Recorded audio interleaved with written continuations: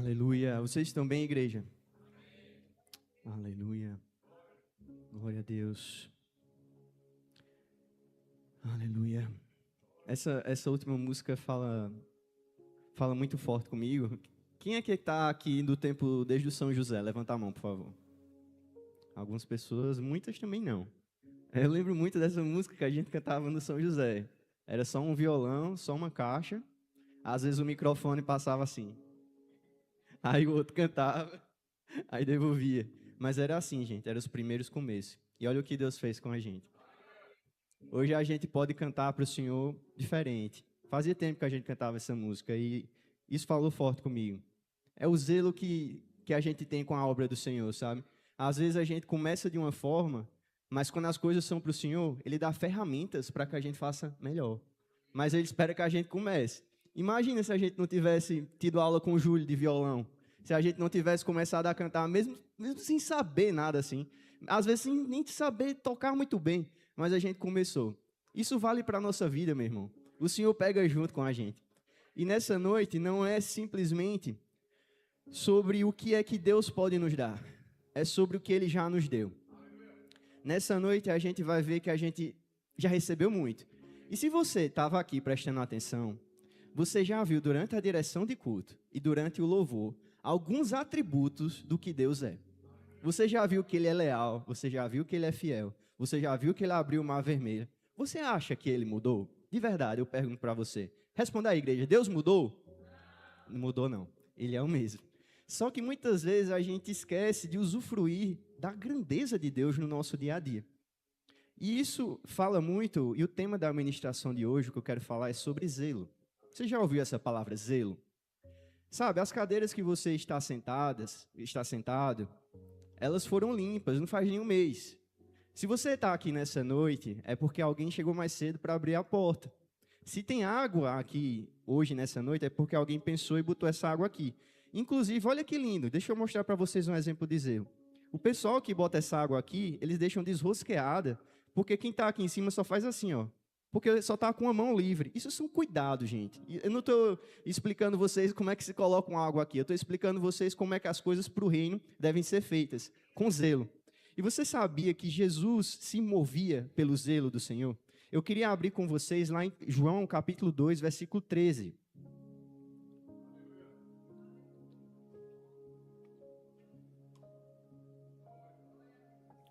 João 2, 13. Aleluia. Quando já se aproximava a Páscoa judaica, Jesus subiu a Jerusalém. No pátio do templo, encontrou alguns vendendo bois, ovelhas e pombas, e outros sentados diante de mesas, trocando dinheiro. A gente vai até o 17, pode ir passando quando for indo, tá? Então ele fez um chicote de cordas e expulsou todos do templo, bem como as ovelhas e os bois. Espalhou as moedas dos cambistas, virou as suas mesas e disse aos que vendiam pombas: tirem estas coisas daqui, parem de fazer da casa do meu pai um mercado. Os seus discípulos lembraram-se do que está escrito: o zelo pela tua casa me consumirá. Essa palavra mexe muito comigo, e é interessante, isso é mais a nível de curiosidade, tá? Eu fui ler todos os evangelhos que falavam dessa passagem. E o único que os discípulos lembram de que isso aqui era algo que remetia lá do Velho Testamento foi o evangelho de João. Por isso que eu fiz questão de ler a passagem de João, tá? E você, onde é que a gente encontra isso lá no Velho Testamento? A gente vai lá, Salmo 69, 9. Salmo 69, 9 diz assim: o zelo pela tua casa me consumiu, e os insultos daquele que te insultam caíram sobre mim. Só o 9 mesmo. Esse salmo é chamado de salmo messiânico. Você vê muito ali o que Jesus iria passar. Foi escrito muito antes de Jesus, mas ali estava remetendo tudo aquilo que Jesus passaria.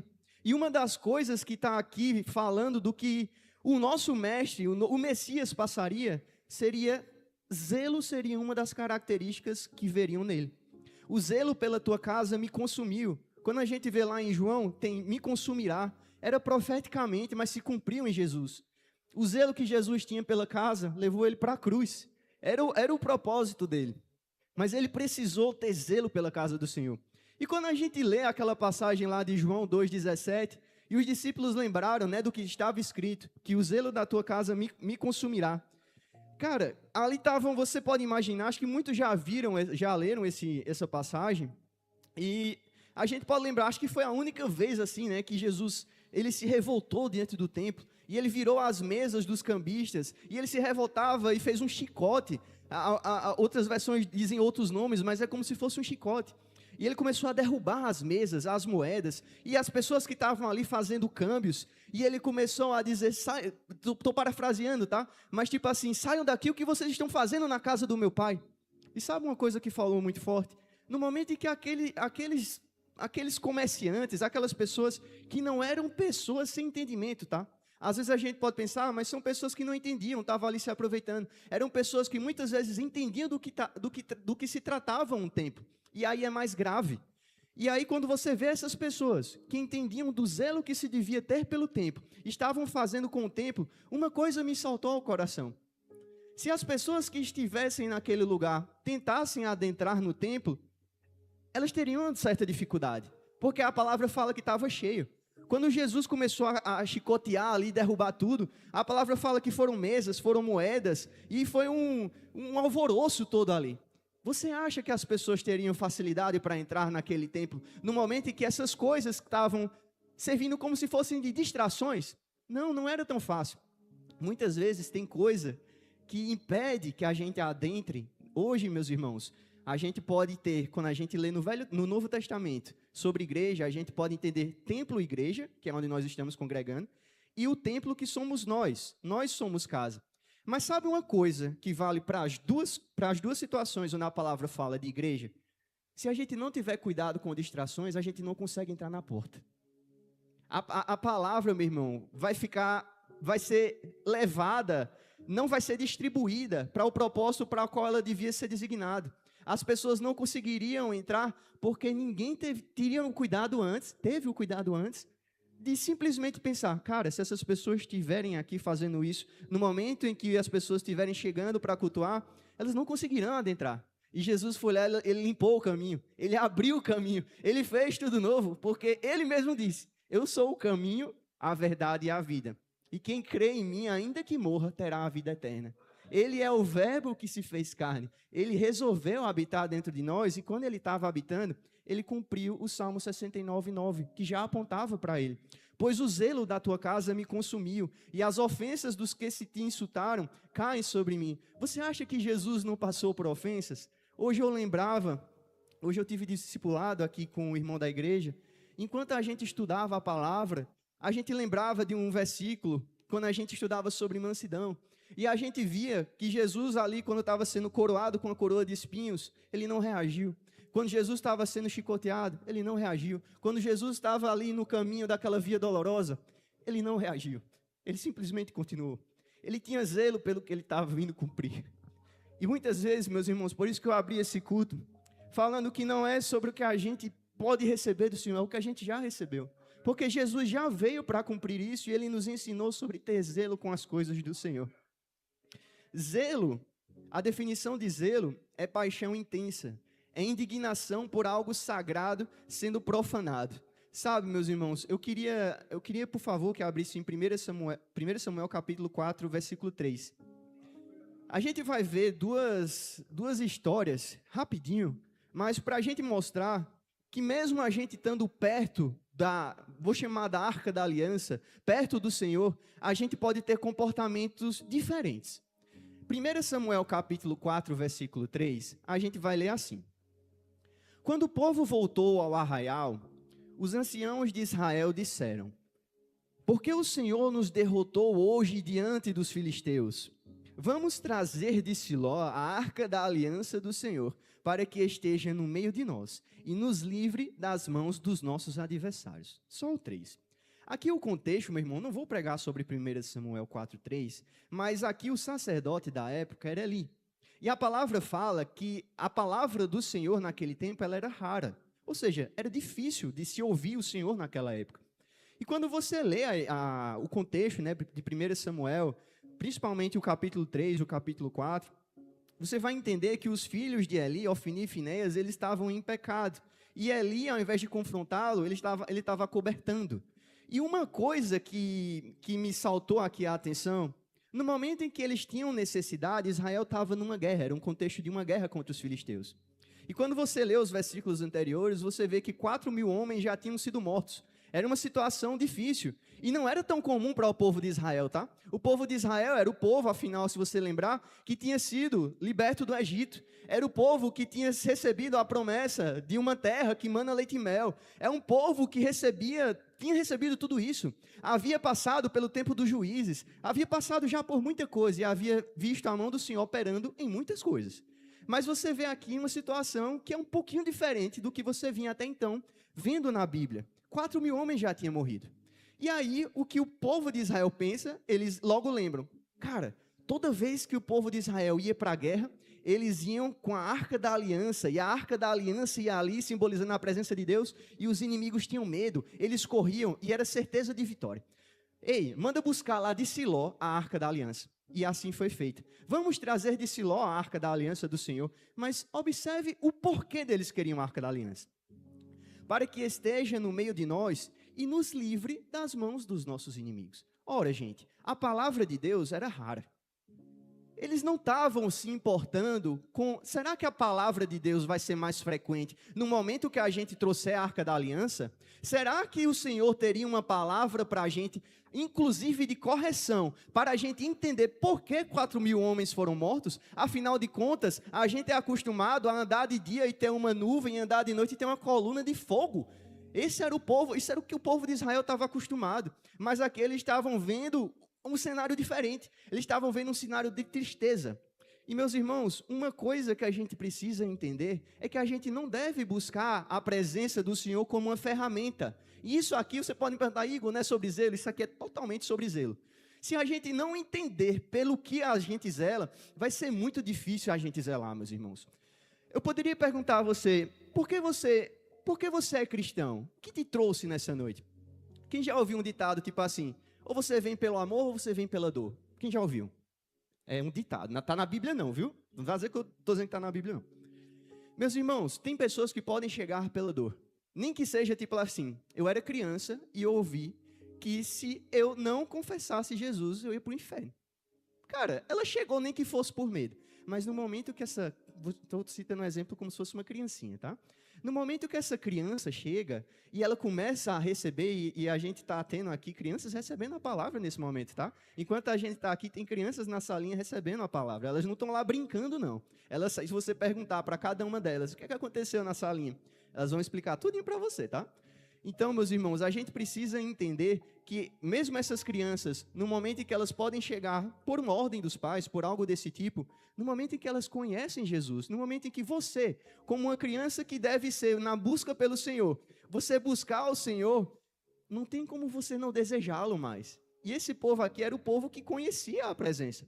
Os pais deles, os anciãos, eles falavam do que era andar com o Senhor, mas eles quiseram que trouxessem a Arca de Siló apenas como uma ferramenta de se vencer guerras. E se você lembra do final, não foram só 4.000 homens que morreram. No dia seguinte foram 30.000 que morreram. E a Arca da Aliança ela foi roubada. A Arca da Aliança que deveria estar sendo zelada em Siló, símbolo da presença do Senhor, agora ela estava na mão dos filisteus. Ela estava agora sendo enviada para a casa de Dagon, para a casa do inimigo.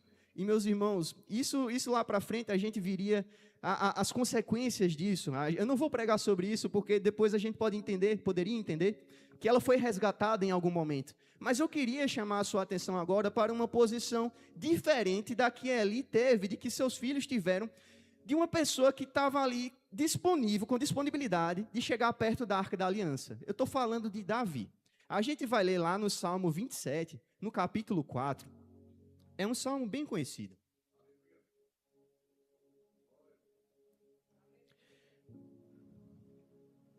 O Salmo 27, 4 diz assim: uma coisa peço ao Senhor e a buscarei, que eu possa morar na casa do Senhor todos os dias da minha vida, para contemplar a beleza do Senhor e meditar no seu templo.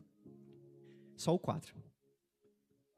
Gente, Davi, ele conhecia o que era a beleza do Senhor. O Salmo 84 não é um salmo de Davi, é um salmo dos filhos de Corá. Mas deixa eu trazer ele como exemplo, porque também está no mesmo espírito e toda a palavra é guiada pelo Senhor instruída para correção, para, enfim, cumprir um propósito para qual foi designada. E o Salmo 84 também. O Salmo 84 fala que um dia nos atos do Senhor, na casa do Senhor, é melhor do que 1000. Mas se você ler, isso é o versículo 6, se você ler os versículos anteriores, você vê que o salmista dizia que ele desfalecia pelos atos do Senhor, que ele se derramava pela presença do Senhor. Ele sabia o que era estar na presença do Senhor. Davi, ele está dizendo aqui, bem queria eu morar na casa do Senhor todos os dias da minha vida, para contemplar a beleza do Senhor e meditar no seu templo. Meus irmãos, não é simplesmente acessar, é acessar para contemplar. E ele fala de uma beleza. E se você me perguntar, Igor, que beleza é essa? Meu irmão, se você prestou atenção na direção de culto e no louvor, você viu um pouquinho do que é a beleza do Senhor. Ele é um Deus zeloso, ele é um Deus fiel, ele é um Deus que anda com a gente. Ele não é um Deus que está simplesmente para ficar lá na Arca da Aliança. Ele é um Deus que a presença dele muda uma casa, como mudou a casa de Obed-Edom. Ele é um Deus cuja presença dele, ele quer ser conhecida por você.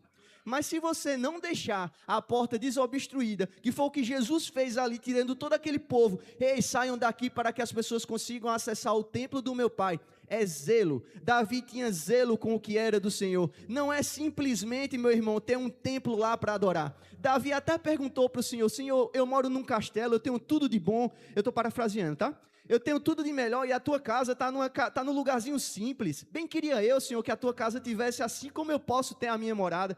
E o Senhor, Davi, vai chegar um momento, mas não é agora. O que eu quero de você é isso aqui, Davi. Eu quero que você entre para meditar no meu templo. Eu quero que você deseje estar na minha presença. Uma coisa, meu irmão, é a gente chegar na igreja como aquela criança que pode até chegar pela dor. Mas uma coisa é a gente não conseguir ficar da mesma forma quando a gente conhece o Senhor, porque é simplesmente impossível.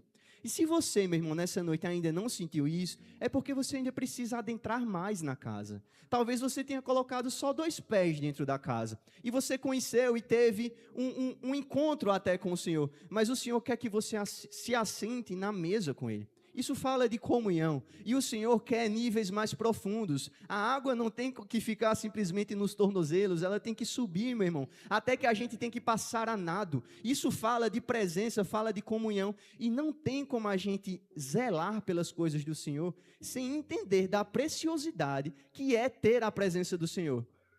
Porque, meus irmãos, não valeria a pena a gente simplesmente adorar a um Deus pelo qual a gente não conhece. Não faz sentido adorar gesso. Não faz sentido adorar aquilo que não conversa com a gente. Faz sentido a gente ter um Deus que conversa com a gente. Um Deus que quer intimidade com a gente. Desde o Éden, esse é Deus. Esse é Deus. Ele criou o homem e quando o homem caiu, a primeira coisa que ele perguntou, Adão, onde você está? Ele queria a presença, ele não perguntou, Adão, o que você fez? Você continua vendo a história da Bíblia, e você vê que fizeram um tabernáculo, no qual ali a presença de Deus está habitada, e hoje, meus irmãos, a gente tem algo que nem Davi teve, é o Espírito dentro da gente. Você acha que a gente não deveria zelar por isso? Mas deixa eu tentar. Eu achei lindo a direção de culto, eu achei lindo o louvor, mas deixa eu tentar lhe lembrar alguns atributos do que Deus deu. Antes disso, deixa eu só fazer um link aqui. A gente viu o Salmo 27:4 e você pode ver aqui, uma coisa Davi buscava. Quando a gente lembra, eu queria abrir, por favor, Lucas 10:38. Quando a gente lembra da história de Marta e Maria, a gente vê Jesus dando uma instrução. Pode pular para o 42. Mas apenas uma coisa, entenda-se, é necessária. Maria escolheu a boa parte, e esta não lhe será tirada. Esse versículo foi dito no louvor e foi dito na direção de culto. Uma só coisa. É a uma coisa que Davi buscava. É essa mesma coisa. Porque ele não muda. Você vê como a palavra está lá no Velho Testamento, ela está no Novo Testamento, ela não muda. É uma coisa. Mas, meus irmãos, para a gente conhecer essa coisa, a gente precisa conhecer quem é o nosso Deus. Deixa eu lhe lembrar alguns atributos de quem é Deus, tá? Eu trouxe alguns aqui, eu queria compartilhar com você. Ele é o Jeová Jireh. Ele é o Deus que provê. Ele é o Jeová Rafá, ele é o Deus que cura. Isso fala de cura física, fala de cura espiritual. Ele é o Jeová Nissi, ele é a nossa bandeira. Essa bandeira ela tem que ser levantada, ela tem que ser vista por todos os homens. Tem que ser tipo assim, eu estou no meio de uma guerra, quem já viu um filme épico? Eles levantavam uma bandeira tipo assim, isso aqui representa o nosso exército. A gente tem que ser assim com as coisas do Senhor. Ele é a nossa bandeira, ele é o Jeová Tsidekeno, o Senhor é a nossa justiça, porque nós fomos justificados. Aqui quando Jeová Tsidekeno foi falado na Bíblia, ainda não tinha se cumprido a justiça, mas a justiça se cumpriu em Jesus, para que hoje a gente não fosse tido como simplesmente pecador. Pare de dizer que você é pecador, você é a justiça de Cristo. Hoje você tem um preço que foi pago pela sua vida, e você entender o preço que foi pago pela sua vida, você vai sair aqui nessa noite entendendo que tem algo para você zelar. Tem mais, ei, não parou não, ele é o Jeová Sabaó, ele é o Senhor dos exércitos. Ele é aquele que batalha por nós. Ele é aquele que quando a gente está dormindo, a palavra fala que o guarda de Israel não dorme. Ele é o Jeová Shalom, ele é a nossa paz. Ele é o Jeová Roi, o Senhor é o meu pastor. Ele é o nosso pastor. A gente não anda só. Ei, ele é o Jeová Shammah, o Senhor está ali, ele está aqui, ele está em você, ele está em todo lugar, porque ele é onipresente, ele é onisciente, ele pode tudo, ele sabe de tudo. Mas tem um desses atributos que é uma chave para a gente entender sobre zelo. Ele é o Jeová Makadesh. Ele é o Senhor que santifica. E se a gente não defender a nossa santidade, meu irmão, a gente não vai conseguir zelar. Porque zelo tem tudo a ver com santidade. Você zela por uma coisa que você cuida muito.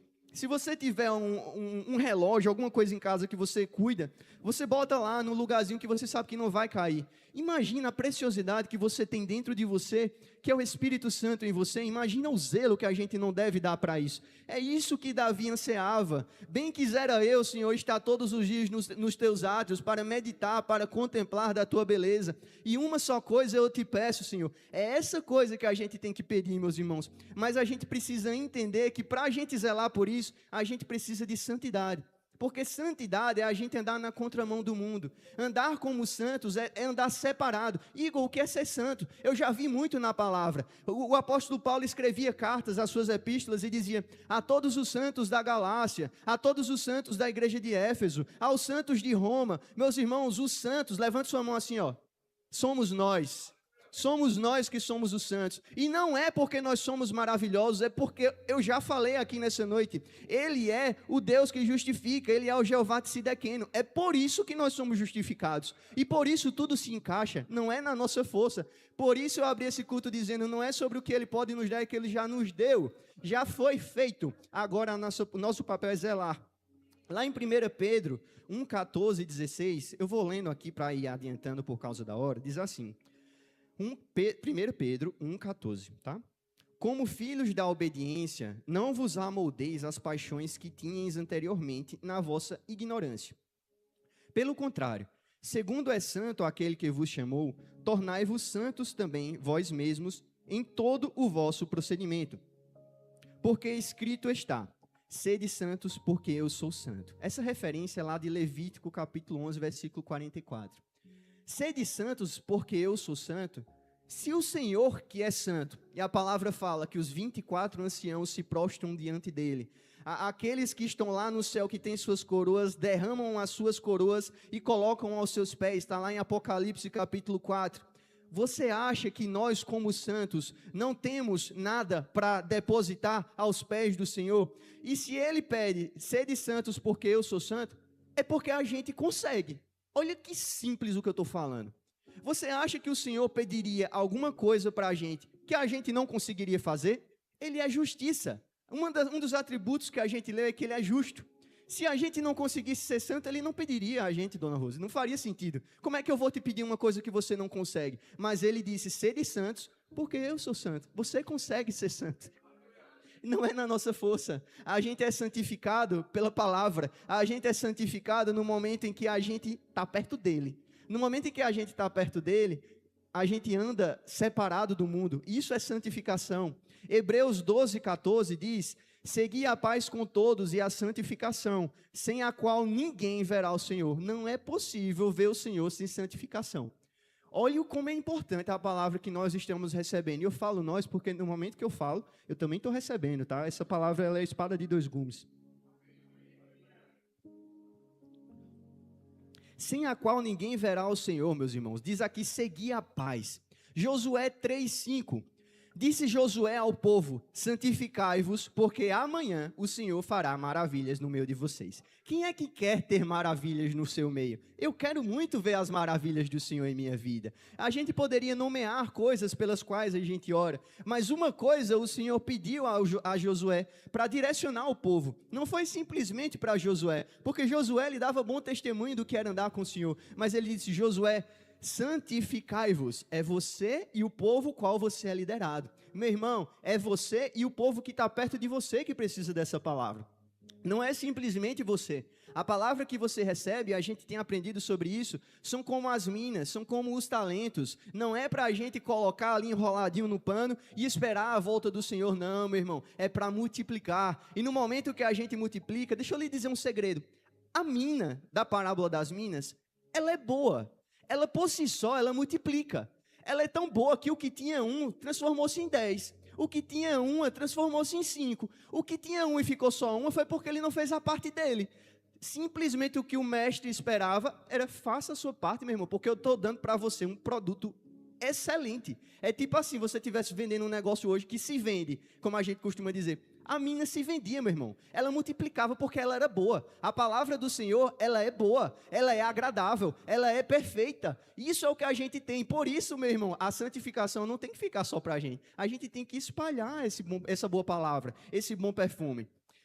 E agora, meu irmão, agora que a gente entende sobre santidade, a gente tem que entender uma coisa. A gente tem que zelar pelo que está o que a gente já recebeu com santidade.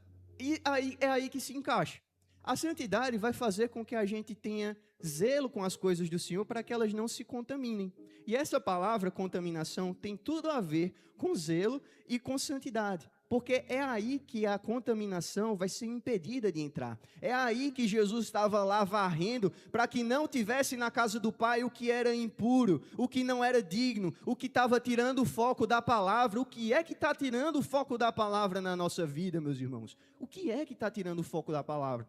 Sabia que tem coisas que podem se vestir de coisas santas e elas podem tirar o nosso foco? 1 Pedro diz que Satanás se veste de anjo de luz. Para quê? Para nos tirar do caminho. São aparências de bem, meu irmão. Ele não vai aparecer sempre com chifrinho, não. Não é assim, não, meu irmão. Ele vai aparecer disfarçado. Mas a palavra diz, através do apóstolo Pedro, em 1 Pedro, acho que capítulo 5, sede sóbrios e vigilantes. Tem uma função com a qual a gente espera, com a qual a gente se defende do que Satanás tenta aparentar como se fosse aparência de bem. Levítico capítulo 10, versículo 1.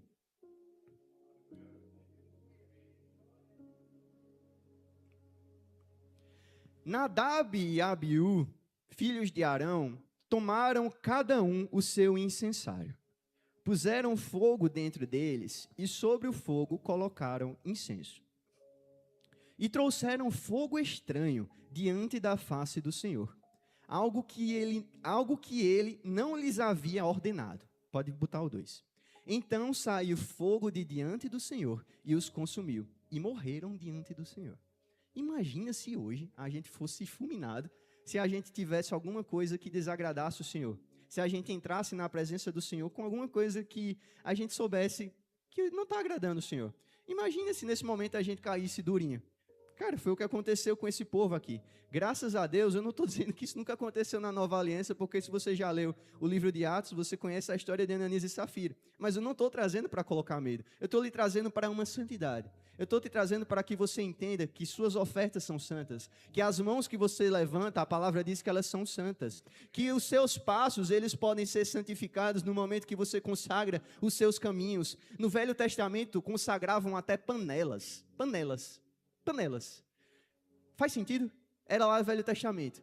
Quanto mais a gente, a palavra fala, se o Senhor tem zelo por um pardal, pelos lírios do campo que ele veste, quanto mais teria zelo de nós? Se o Senhor tem zelo de um boi, quanto mais teria zelo de nós? O Senhor tem ciúmes de nós. E muitas vezes o que é que a gente tem feito com o que ele já nos entregou, meus irmãos? É isso que eu quero chamar a sua atenção e a minha atenção nessa noite para que a gente cresça.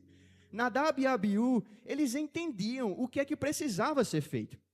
Levítico no capítulo 9, não vou dizer o versículo porque eu posso errar, mas no versículo 9 diz que o fogo do Senhor veio do céu e ele acendeu o altar. E quando você lê o capítulo 6 de Levítico, você vê que o fogo foi dado para queimar continuamente sobre o altar. Continuamente sobre o altar. Assim é como nós devemos queimar para o Senhor. Continuamente devemos queimar de ansiedade, de prazer de estar na casa do Senhor. Essa é a uma coisa. E esses caras aqui, eles eram filhos de Arão, meu irmão. Eles não eram qualquer pessoa. Eles conheciam a palavra, eles conheciam as instruções. Mas eles levaram fogo estranho. Essa palavra fogo estranho era um fogo não autorizado. Era um fogo que não era para esse fogo estar ali no incensário. Porque o fogo que devia estar era o fogo que veio da parte do Senhor. Era uma instrução muito simples, meus irmãos. Mas você sabia que a forma como a gente pode demonstrar amor para o Senhor é a obediência? A palavra fala, aquele que me obedece é o que me ama. Está lá no livro de João. Meus irmãos, no momento que a gente obedece, é a forma mais pura da gente dizer, Senhor, eu te amo. Porque não bastariam palavras, não bastariam formas, demonstrações de amor para o Senhor, se não tivesse obediência. Porque a obediência fala de zelo. Porque se a gente obedece é porque a gente tem cuidado com a preciosidade que é a palavra. A preciosidade que é o Espírito Santo. E o papel do Espírito Santo é testemunhar sobre Jesus. Por isso é algo tão puro, é algo tão valioso que a gente tem que entender. A palavra fala muito sobre a gente ter cuidado com contaminação. A gente pode lembrar das raposinhas que danificam as vinhas, do fermento que leveda a massa, da mosca que pode contaminar um frasco de perfume. Eclesiastes 10, capítulo 1, versículo 1. A palavra adverte muito sobre isso. E esse zelo que a gente tem que ter com contaminação, ele não vem de nós. Ele foi ensinado pelo próprio Deus, que se chama de zeloso. Eu quero abrir com vocês Êxodo 34, versículo 4. Então Moisés cortou 2 tábuas de pedra, como as primeiras, e levantando-se de madrugada, subiu o monte Sinai, como o Senhor lhe havia ordenado. Eita, acho que eu errei. Peraí. É o 14, gente. Êxodo 34, 14, perdão. Por que vocês não devem adorar outro Deus? Pois o nome do Senhor é zeloso. Sim, ele é Deus zeloso. Eu acho que você está com sua Bíblia no telão. No telão. Que maravilha. É porque aqui está em caixa alta, mas aqui não está não. Olha, deixa eu mostrar uma coisa para vocês. Observem que o zeloso é com Z maiúsculo. É um atributo dele. Ele é zeloso. Mas porque ele é zeloso, sim, ele é Deus zeloso. Depois vem com minúsculo. É atributo dele, mas que ele quer que a gente pareça com ele também. É como a santidade. Sede santos porque eu sou santo. Zele pelas minhas coisas porque eu sou Deus zeloso. Eu sou Deus que tenho ciúmes de você. Eu sou Deus que tenho cuidado da minha obra. E se você vê o contexto de Êxodo 34, 14, olha o que começa dizendo. Porque vocês não devem adorar outro Deus. A adoração a outros deuses, lá na velha aliança, era nomeada de prostituição. Hoje em dia, prostituição nos arremete muito a outro pecado. Prostituição na velha aliança também era adoração a outros deuses. Era contaminação. Era você não entender que as coisas que deveriam ser feitas para o Senhor não deveriam ser negociáveis. Não deveriam ser feitas de uma forma, mas é só um detalhezinho. Não. As coisas do Senhor deveriam ser feitas com zelo, porque vocês não devem adorar outro Deus. E ele nos mostra isso, meus irmãos, é para nos ensinar. A gente vai para 2 Coríntios, capítulo 11, versículo 2.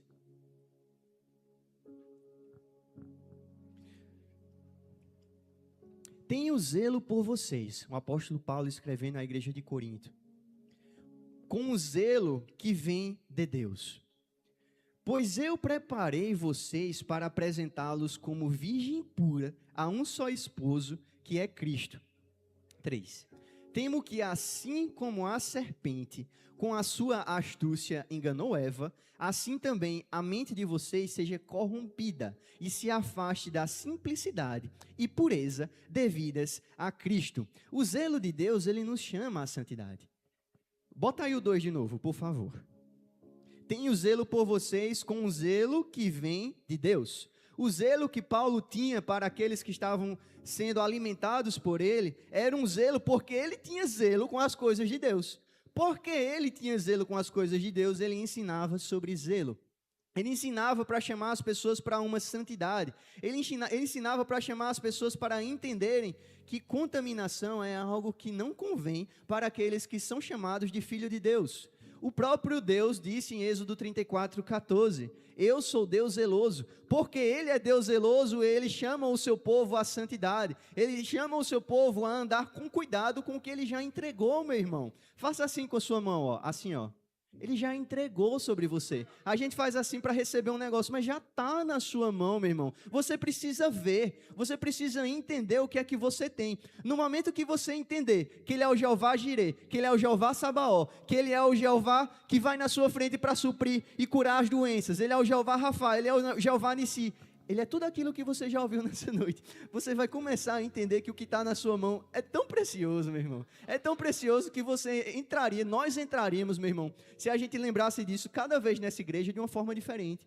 A gente não viria simplesmente para escutar música, nem para cumprimentar uns aos outros. Tudo isso faz parte. A palavra fala em Hebreus 10:25, não deixeis de congregar, como é costume de alguns, mas não para aí. Congregar, meu irmão, primeiro você congrega com o Senhor e depois com o seu irmão. Porque primeiro, meu irmão, como é que você pode dizer que ama a Deus se você não ama o irmão que você não vê? São as coisas funcionando no corpo. E nós temos o privilégio de ser corpo. Agora a gente precisa zelar por isso. Olha o que Paulo ensinou a Tito. Tito 2:11. Tito 2:11. Porque a graça de Deus se manifestou trazendo salvação a todos, até o 14. Ela nos educa para que, renegadas a impiedade e as paixões mundanas, vivamos neste mundo de forma sensata, justa e piedosa, aguardando a bendita esperança e a manifestação da glória do nosso grande Deus e Salvador Jesus Cristo. Ele deu a si mesmo por nós, a fim de nos remir de toda iniquidade e purificar para si mesmo um povo exclusivamente seu, dedicado à prática de boas obras. É um povo exclusivamente seu. É um povo dedicado às boas obras. É isso que o zelo nos chama. O zelo nos chama para as boas obras. O zelo, meu irmão, ele não fica simplesmente ali escondido. Deixa eu dar um exemplinho para vocês. Quem gosta de futebol e assiste Copa do Mundo, lembra como é a torcida do Japão na Copa do Mundo. Se você assistiu uma Copa, você lembra. A torcida do Japão, quando termina um jogo, ela leva sacos de lixo e elas saem pegando, colhendo todo o lixo do estádio e eles levam. Eles não deixam sujeira. Isso é zelo. Zelo, meu irmão, a gente pode ter com as nossas coisas em casa. Se você zela pelo que é seu, é um sinal de que o zelo do Senhor está em você. E, gente, eu não estou falando coisa aleatória da minha cabeça. Se a sua vida espiritual está organizada, a sua vida natural deve ser vista para todos de forma organizada. Comece pelo seu guarda-roupa. Um guarda-roupa organizado fala de você organizado. Fala de você organizado, fala de seus pensamentos organizados. A sua vida com pensamentos organizados fala de um zelo com que você tem recebido do Senhor. Como é que você tem acolhido as coisas do Senhor? Você tem acolhido com zelo? E o zelo, meu irmão, ele deve ser visto por todos. Ele deve ser dedicado à prática de boas obras. E olhe como Deus é ciumento. Um povo exclusivamente meu. Aleluia! 2 Coríntios 9:2. Por favor, bota a Almeida Revista atualizada.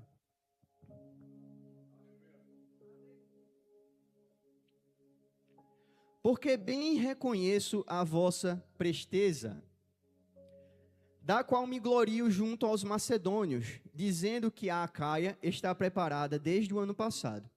E o vosso zelo tem estimulado a muitos. Diga assim comigo, o zelo estimula.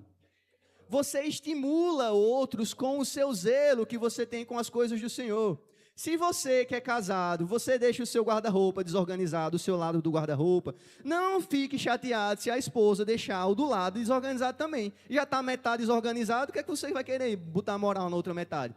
Se você está com a sua metade, a sua vida espiritual desorganizada, como é que você vai querer influenciar, meu irmão? Como é que você vai estimular os outros à boa obra? Aqui está dizendo, o vosso zelo, aqui era o zelo que Paulo estava chamando ao pessoal, o pessoal da Macedônia, ele estava sendo como um exemplo, ali de bom exemplo, para suprir a necessidade dos irmãos necessitados em Jerusalém. E aqui Paulo estava dizendo, o vosso zelo tem estimulado a muitíssimos. O zelo, ele estimula. O zelo chama para que as pessoas vejam e entendam. Cara, essa pessoa ela está carregando algo precioso. O que é que tem de tão precioso dentro dele que faz com que essa pessoa não entre em tal lugar? Que faz com que essa pessoa não aceite tal convite? Que faz com que essa pessoa não ria de todas as piadas? Que faz com que essa pessoa não se assente em roda de escarnecedores? Não ria de qualquer coisa? Isso é zelo pela palavra. Você começa a ler os Salmos, meu irmão. Você vê o Salmo 1. É zelo, meu irmão. Não se assentar em roda dos escarnecedores. É simplesmente passar. É não se assentar. Às vezes, meus irmãos, as distrações, as coisas que podem vir a ser contaminação em nossas vidas, elas podem se tornar contaminação se a gente passar um tempo perto delas. Mas se a gente passar por elas sem dar atenção ao que são elas, não vai se contaminar. Se você ficar, meu irmão, debaixo de uma árvore que está caindo muita folha e simplesmente passar, a folhinha pode bater em você assim e cair, você faz assim e tira. Mas se você ficar muito tempo debaixo dessa árvore, você vai sair dali todo sujo, vai ter dentro do seu casaco, dentro da sua roupa, um bocado de folha. E depois você vai ter que se limpar. Depois você vai ter que cuidar daquilo que, se você tivesse tido cuidado antes, não seria preciso você estar voltando. Não queira, meu irmão, ter que precisar voltar ao primeiro amor. Queira viver o primeiro amor todos os dias. O primeiro amor é muito bonitinho a gente dizer, quero voltar ao primeiro amor. Meu irmão, amém. Que volte os primeiros amores. A Elisa está rindo, deu cantando. Ó. Meu irmão, é muito bonitinho ver os outros, mas você que tem a palavra nessa noite, você pode se tornar indesculpável. Você que tem a palavra e está necessitando voltar ao primeiro amor, você está no lugar certo. Mas se você, meu irmão, está com essa palavra sendo alimentado todos os dias, você não deve ficar querendo cair para voltar ao primeiro amor. Você tem que viver o primeiro amor todos os dias. E isso é zelar. Eu não estou falando, meu irmão, novamente, daqueles que estão para ver, a gente tem que trazer. A igreja é lugar para a gente trazer os ímpios. Traz esse povo para cá, meu irmão, em nome de Jesus. Traz eles de volta ao primeiro amor. Mas nós que somos alimentados com essa palavra dessa igreja, que é pura e genuína, meus irmãos, nós somos indesculpáveis. A palavra fala, indesculpáveis. Nós temos uma palavra. Ah, Igor, isso é muito duro. Se a gente cair, a palavra diz, tende ao vosso lado um advogado. Essa palavra, ela é tão longânima, ela é tão paciente com a gente, que ela espera e prepara para todas as situações. Mas deixa eu dizer uma coisa, não queira cair, não queira sair do primeiro amor. Se você cair um dia, você pode encontrar um lugar para você voltar, mas não queira mais cair, porque você tem uma palavra que é para andar com constância, sem contaminação. 2 Coríntios 9:2 a gente leu, a gente está finalizando, eu vou para Romanos 12:9.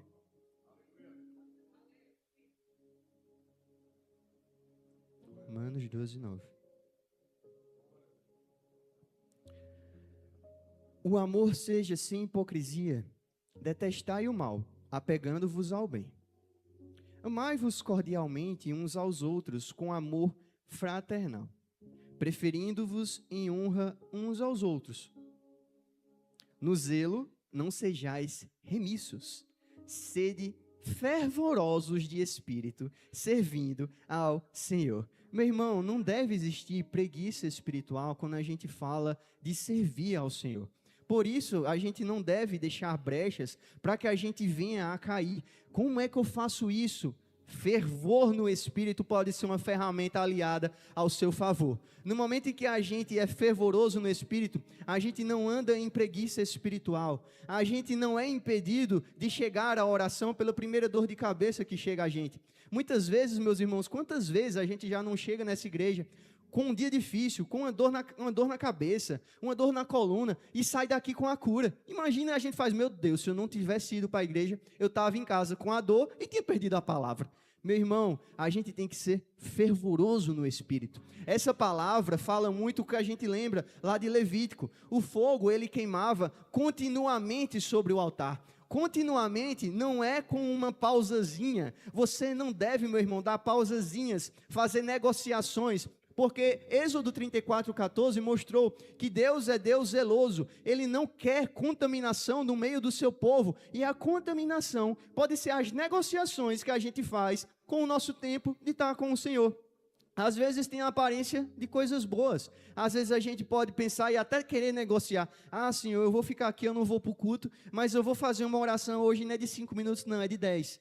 Cara, negociação com o Senhor, é câmbio, e câmbio o Senhor expulsou de dentro, de fora do seu templo. O Senhor não queria cambistas, o Senhor queria pessoas dentro do templo, para isso Ele liberou a porta. Não faça, meu irmão, com acordos com o Senhor, não faça negociações com o que é santo. Ele chama a sua igreja a ser uma igreja fervorosa, como o pastor tem ensinado, prestes a explodir, a andar em ebulição. E para isso a gente tem uma palavra que a gente deve ser sóbrios e vigilantes, deve haver dedicação, prontidão, deve ser um povo cheio de energia. Eu estou finalizando e eu quero abrir com vocês 1 Pedro 2,5.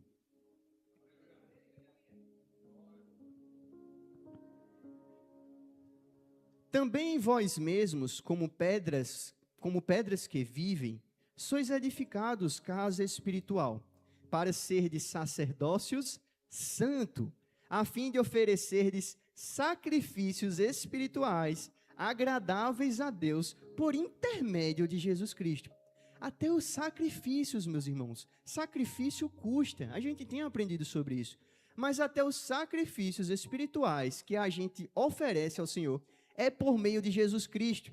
Quando o Senhor olha para nós hoje, Ele não nos vê simplesmente. Porque como é que a gente seria aceito nas nossas falhas? Ele é santo, a gente viu hoje, mas Ele olha para nós, Ele vê o sangue de Jesus, o alto preço que foi pago nas nossas vidas. Aí Ele consegue receber a oração de Igor, a oração passa do teto, porque tem um intercessor, e aí assim os anjos vêm e coletam as orações dos santos e levam até Ele, por causa da justificação que Jesus Cristo já nos pagou. Então, a gente não faz sacrifícios na nossa força, é por intermédio de Jesus Cristo. E aqui diz que sois edificados casa espiritual, para quê? Tem um objetivo. Para que você é casa? Você que vem muito à igreja, você já pode ter ouvido esse termo.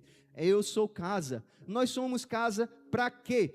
Para seres sacerdócios santo. Santo fala sobre ser incontaminado, fala sobre ser ali firme nos caminhos, fala sobre ser firme nas posturas. A palavra diz para que a gente não seja de duplo pensamento, cocheando entre dois pensamentos. Diz o caminho para qual a gente deve seguir. Essa é a nossa palavra, a palavra da salvação que a gente tem disponível, mas a gente precisa zelar por ela. Assim como era necessário zelar pela palavra lá na época da velha aliança, zelar pela arca da aliança, para que ele continuasse queimando. Como é que continuava queimando? Você pode se perguntar. O fogo era para queimar continuamente sobre o altar. Você acha que os sacerdotes não precisavam ir ali colocar a lenha? Eles precisavam cuidar do fogo. Deus deu fogo.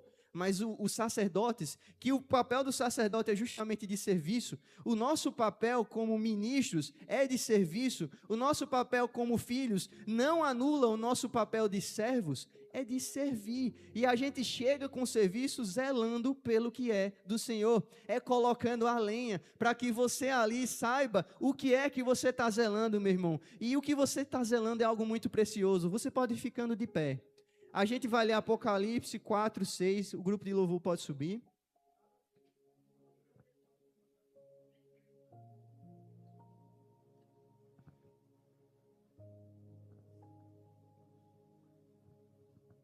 Eu vou querer abrir aqui, um segundo. Apocalipse 4, 6, tá? Pode botar no telão.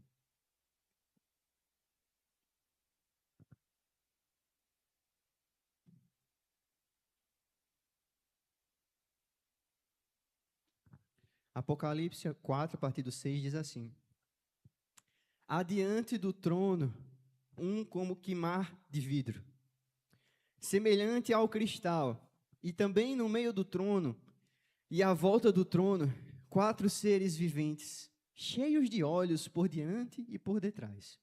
O primeiro ser vivente é semelhante a leão, o segundo é semelhante a novilho, o terceiro com o rosto como de homem, e o quarto ser vivente é semelhante à águia quando está voando. E os 4 seres viventes, tendo cada um deles, respectivamente, 6 asas, estão cheios de olhos ao redor e por dentro. Não tem descanso, nem de dia, nem de noite, proclamando: Santo, Santo, Santo é o Senhor Deus, o Todo-Poderoso, aquele que era, que é e que há de vir. Quando esses seres viventes derem glória, honra e ações de graças ao que se encontra sentado no trono, ao que vive pelos séculos dos séculos, os 24 anciãos prostrar-se-ão diante daquele que se encontra sentado no trono. Adorarão o que vive pelos séculos dos séculos e depositarão as suas coroas diante do trono, proclamando: Tu és digno, Senhor e Deus nosso, de receber a glória, a honra e o poder, porque todas as coisas tu criastes, sim, por causa da tua vontade, vieram a existir e foram criadas. Sabe, meus irmãos, eu já li muito essa passagem, a gente canta essa passagem. E sabe uma coisa que eu já me perguntei, e eu acho que talvez essa pergunta você já tenha se feito. Talvez você possa se identificar. Eu me perguntava, como é esse negócio de chegar no céu e passar o dia adorando, dizendo que Deus é santo, santo, santo? Será que não é chato, não, esse negócio? Passa o dia santo, santo, santo. Às vezes a gente vai orar 5 minutos e não tem mais palavra para orar, e a gente começa a pedir. E eu ficava, como é esse negócio santo, santo, santo? Deixa eu dizer qual é o segredo de ir lá na eternidade, a gente ficar dizendo santo, santo, santo. É a beleza dele se renova. Por mais que a gente conheça, os 24 anciãos conheciam, eles derramavam as suas coroas, mas eles estavam diante daquele que tem uma beleza inesgotável. Ele tem uma beleza, meu irmão, que quer revelar a vocês. Ele tem uma beleza que ele quer revelar às nossas vidas, mas ele precisa que a gente zele pela palavra dele. Ele precisa que a gente cuide do que Ele já nos deu. Ele precisa que a gente chegue para a igreja com alegria. Não é proveitoso, meu irmão, a gente chegar de toda forma. Não é proveitoso, por mais sacrificial que seja sair de casa.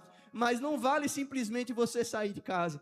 Você tem que ir de todo o coração, sabendo a quem você adora, sabendo que é um Deus que quer se comunicar com você, um Deus que tem uma beleza pela qual a gente passará a eternidade dizendo: Santo, Santo, Santo é o Senhor dos exércitos. Por mais coroas que você tenha ajuntado aqui na terra, por mais vidas que você tenha ganho para Jesus, você vai depositar as suas coroas e você vai se juntar a esses anciãos, você vai se juntar aos anjos. Nós estaremos lá, meus irmãos, e veremos Deus face a face. Enquanto a gente não vê Ele face a face, Ele está dentro de nós. E para isso, meus irmãos, a gente precisa zelar, a gente precisa ter cuidado, a gente precisa valorizar, e valorização tem a ver com não andar com contaminação, tem a ver com a gente ter uma vida de santidade.